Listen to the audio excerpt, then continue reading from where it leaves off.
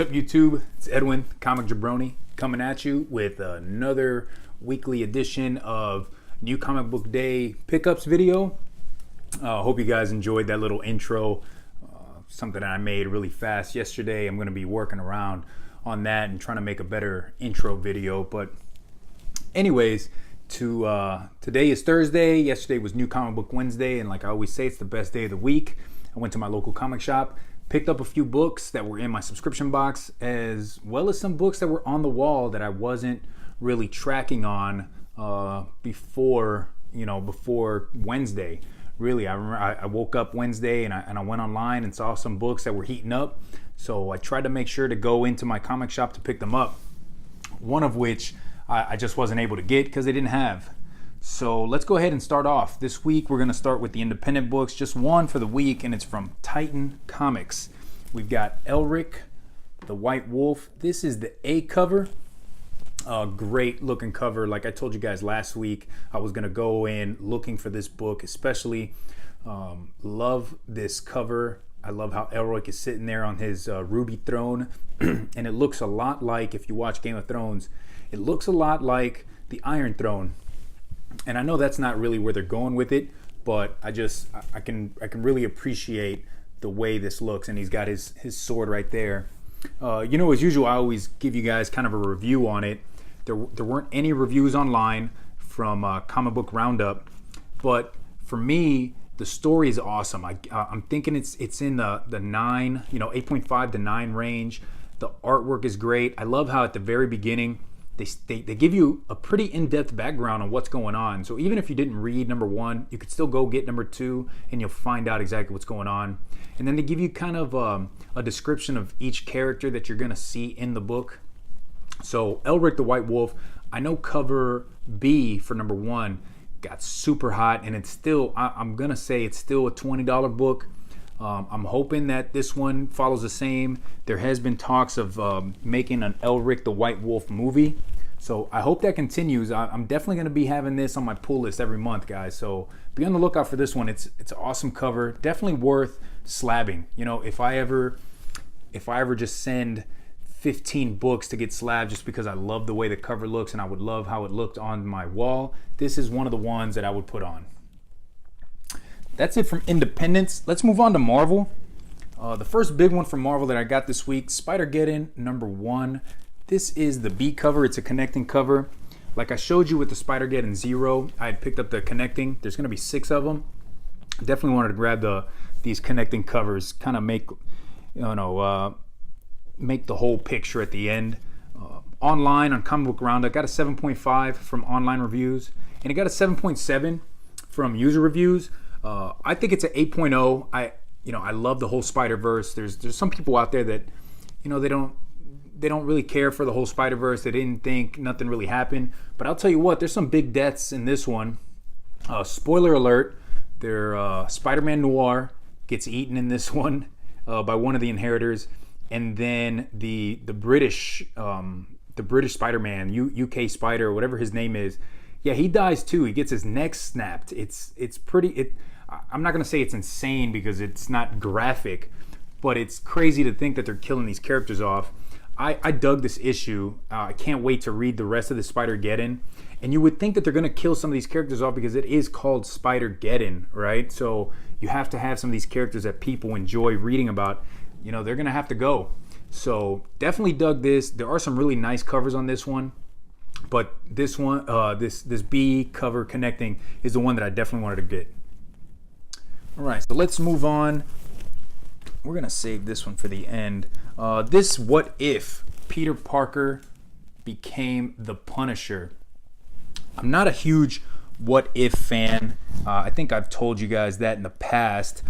But I definitely wanted to get this because the cover just kind of pulled me in. It interested me. I wanted to see how this was. So this story, there wasn't any reviews online, but I'll give you mine. I think it's a 7.5. You know the backstory of Spider-Man, and it kind of follows along the same lines. He becomes Spider-Man. He's trying to make money. Uncle Ben dies because he didn't stop the guy. But so instead of the whole, with the responsibility, So instead of him trying to not kill these people, he goes in killing all these villains. And it's an awesome story. He, instead of making these web shooters, which he still has, he creates these guns or whatever on his wrists, and he shoots these villains, and he's shooting people with it. And turns out that he gives up on the life. He gives up on being a hero, gives up on this whole Punisher lifestyle. He throws the costume away, which is very reminiscent of another story that I've read before, where he gives up, doesn't want to be a hero. He throws it in the trash in an alley, and then lo and behold, Frank Castle comes up on it, and that's the end of the story. Awesome. I like it. I'm not going to be picking up any of the other what ifs because they just don't interest me, but this one I definitely had to grab. All right, next one from Marvel. This is the Infinity Wars #4. This is the Battle Lines cover. Biggest reason for me grabbing this was because it is it's a misprint, and I think Marvel or Diamond actually sent it out to the comic shop saying that it was a misprint. This was supposed to be a $4.99 book. On the back, where the barcode is, it actually has $3.99 on it. Will that make it a super rare or highly sought after book? Probably not, but you know what? I like going out there and finding these misprints. Online, this got a 6.0, and from users, it got a 5.4. And let me tell you, I didn't enjoy it either. I think the artwork's just not for me. I'd give it a 5 out of 10. Artwork's not for me.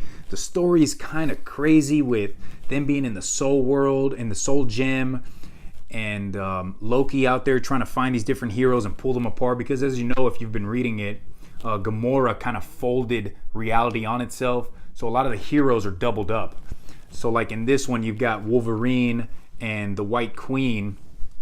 They're connected together, but then they get pulled apart, and it's super crazy, guys. It's not anything that I really enjoyed. I will continue with the story just because I want to see where it goes.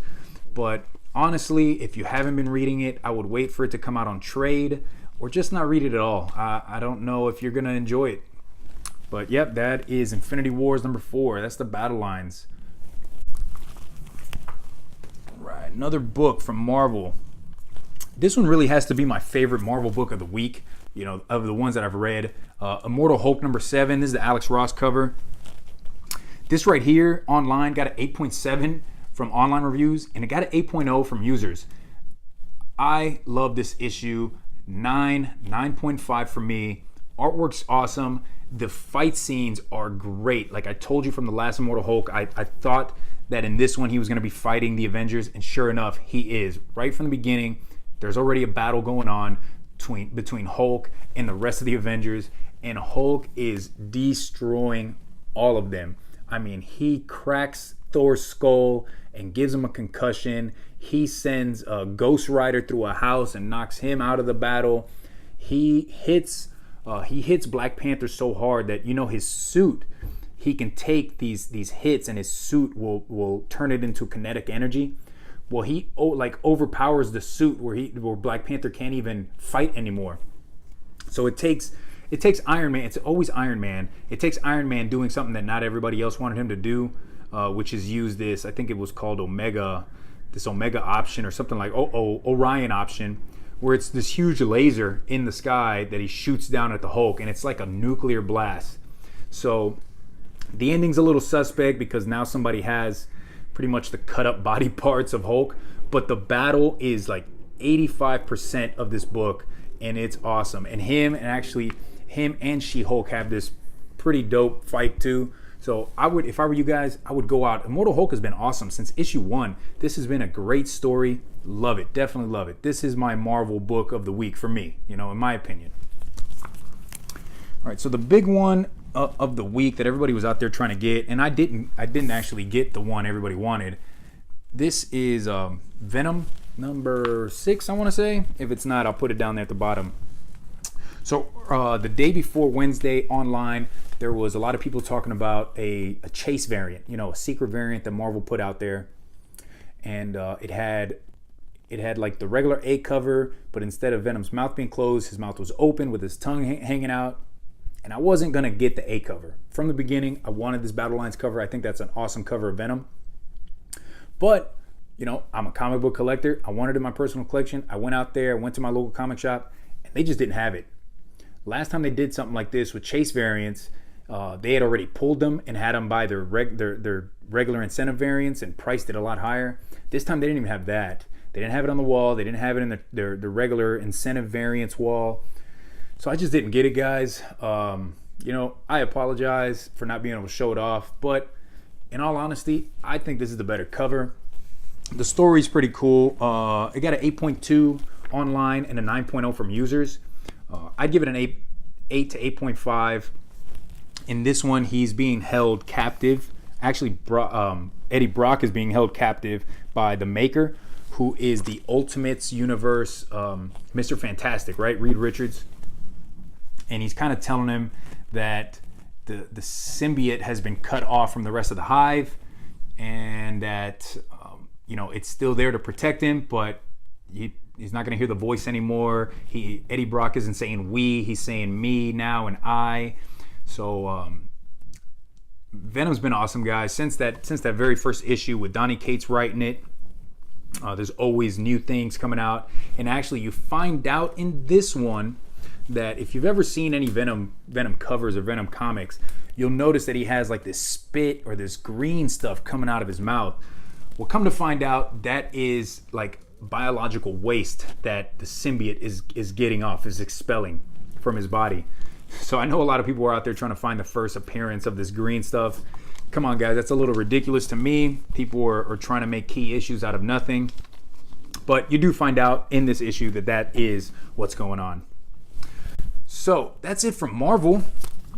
Let's go ahead and move on to DC. DC is where I picked up most of my books this week. There were a couple cover backs that I didn't read, and I may or may not read them later on today. The first one's going to be Suicide Squad 47. That's a Mattina cover with Harley Quinn. If you noticed, Heroes in Crisis #1 had a 1 in 200 Mattina cover with Harley Quinn on it. And that book is insane online. People are paying crazy money for it. So I figured, hey, I can't afford that book.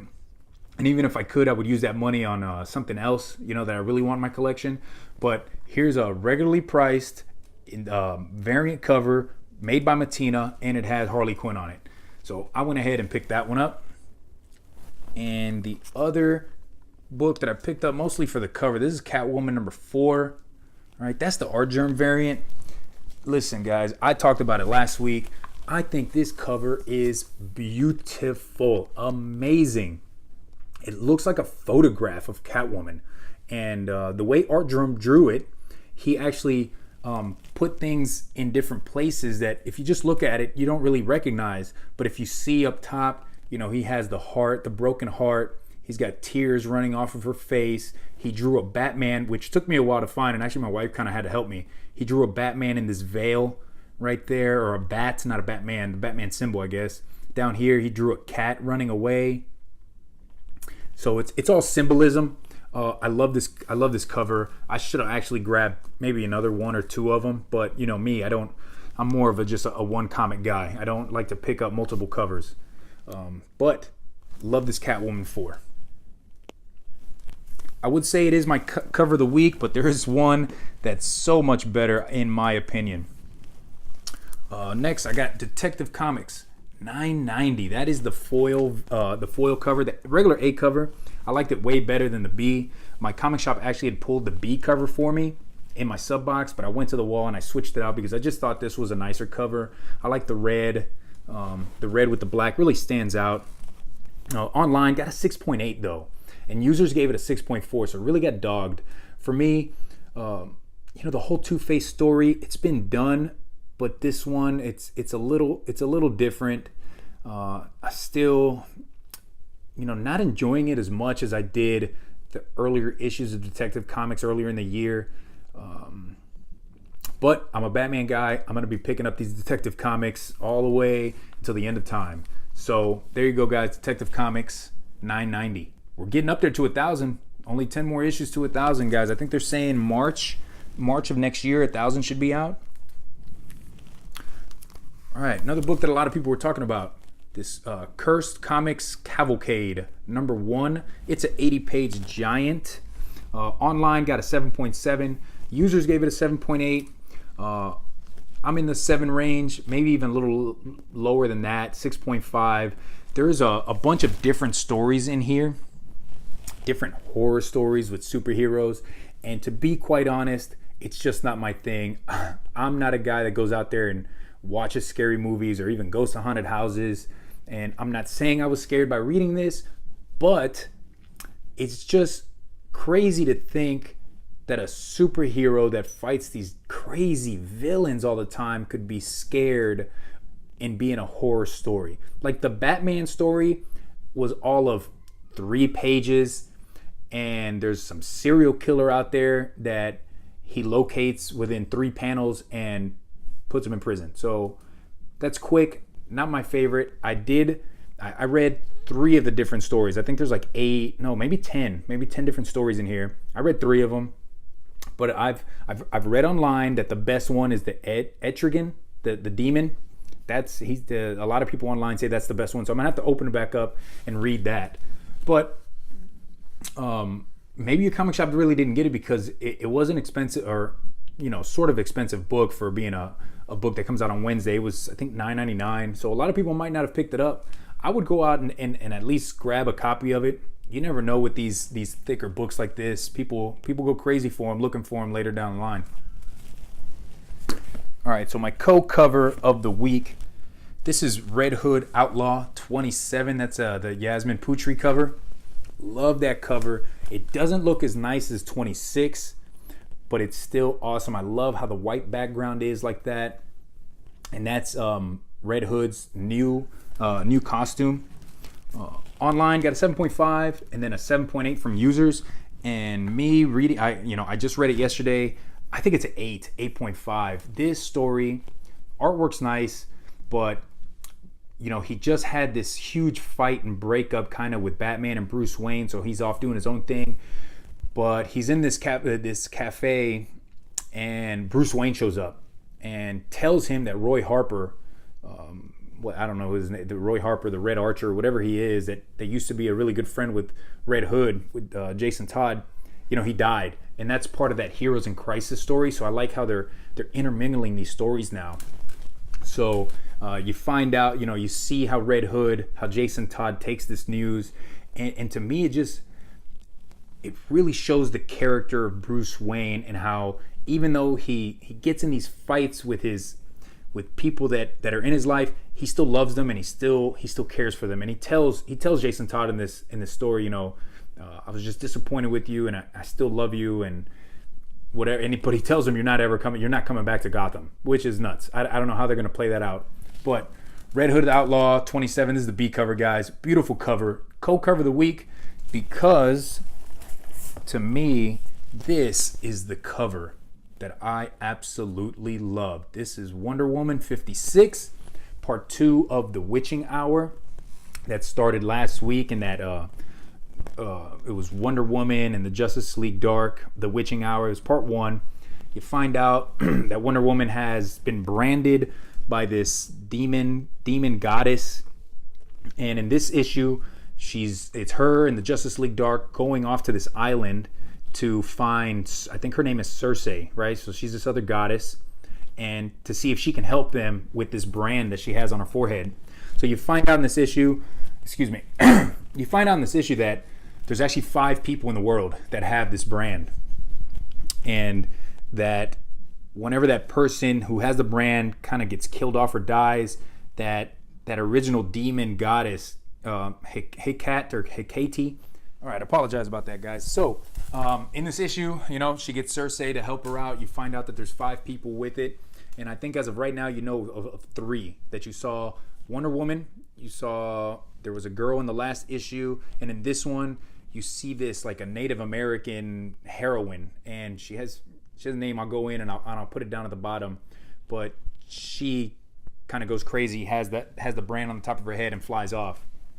So I think, to me, this is definitely the cover of the week. I love it, and I probably will send this to get graded. It is one of the foil variants. I don't know how well you can tell the foil, but you know, it's in the red. You see it in the blood on her sword. Awesome cover.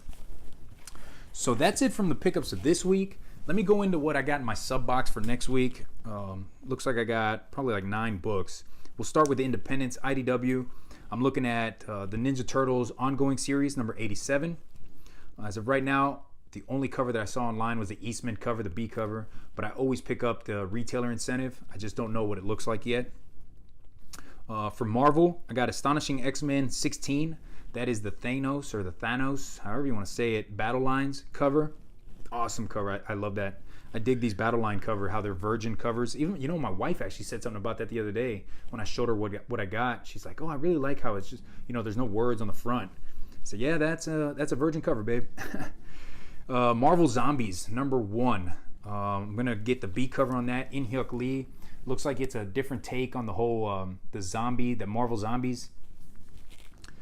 Next one, Spectacular Spider-Man 311. This is just a kind of a continuation of the whole Spider-Geddon story. I'm so invested in Spider-Geddon. I want to know what's going on throughout the whole Spider-Verse. So this is a continuation for Spider-Geddon 1. If you read Spider-Geddon 1, you know that one of the inheritors actually flies off to go find the original, you know, Peter Parker. And the last one from Marvel, I'm looking at Venom Annual number 1. I only saw the A cover, which is this one, but there is a B cover, which is a Bill Sienkiewicz cover. I don't know what that one looks like. I'm curious because Bill Sienkiewicz, he draws some awesome covers. So I wonder what he's gonna do with this, with the Venom. All right, DC got Batman 57, another awesome Mattina cover. You know, these Mattina covers have been amazing. He's continuing on with that. Justice League Dark number 4. I'm going to get the B cover. That's just going to be continuing on with the Witching Hour. That's a Capullo cover. Justice League number 10. Jim Lee. The Jim Lee cover, the B cover, that's going to be Aquaman. I don't know how many more are left. He's been doing them for, this is 10, so I don't know if he's going to have any more of these B covers coming out. But there's also a 1 in 100 sketch variant. So good luck trying to find that one. I still have not seen any of those 1 in 100s anywhere. My comic shop, you know, they order a bunch of these Justice Leagues and they don't even have them there. And the last one from DC, you got Teen Titans 23. That's an Alex Garner cover. You guys, I've shown you guys those Alex Garner covers from the last Teen Titans. I love Damian Wayne. I love the way he portrays Robin. So this has Damian Wayne right there on the cover, just him. So that's it for what is in my sub box next week. I did kind of want to hit you guys with a spec book of the week, which kind of got, you know, this was a book last year that heated up a ton and then it kind of died off. But there is God Country number 1. You know, this is the only copy I have, and it is graded 9.8. But it's it's written by Donny Cates. So if you've read Venom, you know Donny Cates can write his butt off. So I guess this story got optioned for a movie. I don't know if it's going to be Netflix or it's actually going to go out to movie theaters. But last year when this book came out, it heated up and then it kind of died down, and now it's heated up again since it's been optioned. So what I'm telling you guys is go to your local comic shop and see if they still have copies of this book. You might be able to go into the back issue bins and find this book. I know my comic shop, as I walked in yesterday, the owner was kind of pulling the ones that he had. Now, he didn't have this A cover, but he did have a few copies of the B and a few of the second and third. I think they made like 2 or 3 or maybe 4 prints of this book. If I were you, I would go out and try to find those printings. Okay, this book, it's heating up again.